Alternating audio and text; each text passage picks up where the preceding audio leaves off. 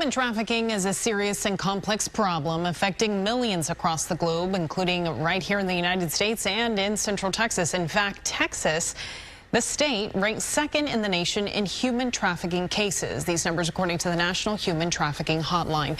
Joining us to talk more about this and what we can do to raise some more awareness is Brandi Bynum, Department of Homeland Security Program Manager for the Blue Campaign. Good morning. Thanks for joining us.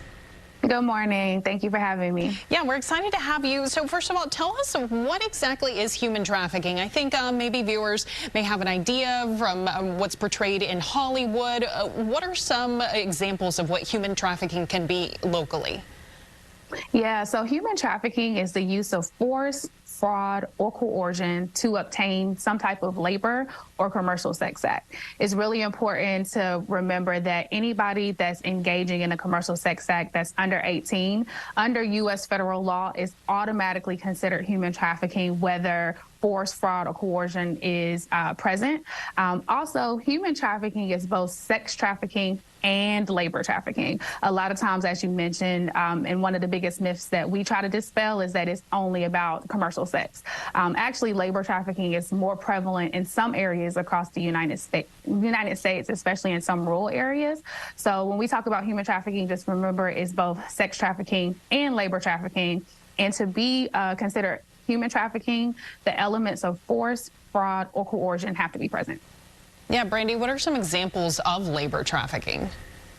Yeah, so when we talk about labor trafficking, that could be your traveling sales crews, those people that go door to door. It could be illicit massage places or places of business, agriculture. And so when we talk about labor trafficking, it can be harder to spot because if you're driving, I'm from the East Coast, so up and down 95, and you see people working out in the fields, you're just like, oh, these people are working. And so you don't know if it's labor trafficking or not. It's harder to spot.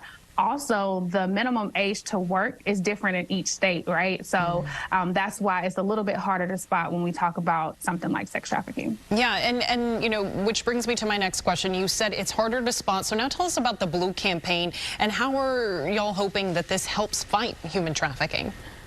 Yeah, so we have been around since 2010, and we are a national public awareness campaign designed to educate the public, different industries, communities that are more susceptible to human trafficking, and law enforcement on how to recognize and respond. And we do that through raising awareness on social media, billboards, ads, education, awareness, and training. And so we do all of that at no cost to the public because public awareness and recognizing is indicators of human trafficking is super important when we talk about our special agents and law enforcement investigating the crime. And so we want to make sure that the public is accurately reporting to the various tip lines. Right. Brandi, how can folks recognize this and where do they go to report this?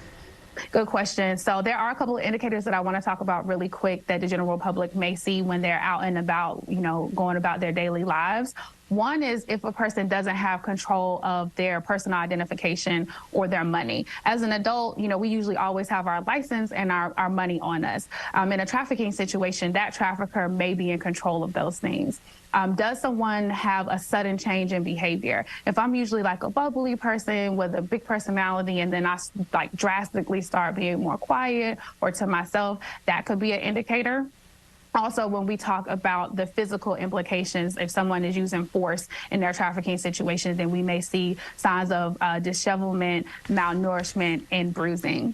And so one thing to remember, it can be one of those indicators, all of those indicators. But the biggest thing when we talk about trafficking in a possible situation is that gut feeling, I like to call it. If something doesn't seem right, it's probably not right. And if you report to the tip lines, it's completely anonymous. They are open 24/7, different languages. And so please report. And those numbers that we advocate are the National Human Trafficking Hotline. And that number is 1-888-373-7888.